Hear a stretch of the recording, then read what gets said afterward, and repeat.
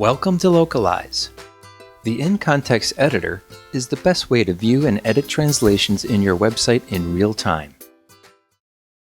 To get to the in-context editor, click on the in-context editor item in the Phrases menu.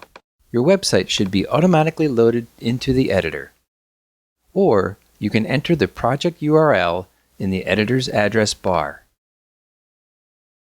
Once your website is loaded in the editor, you can single-click on a phrase to open up the translation modal on the left bar.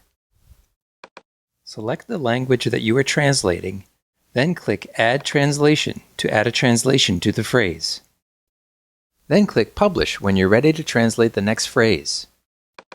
Here we see that the translation has been added to the page. To edit an existing translation, single-click on another phrase from the editor, and then click the Edit button for that translation and make your changes. Note that double-clicking on a link in your website will bring you to that page from within the editor.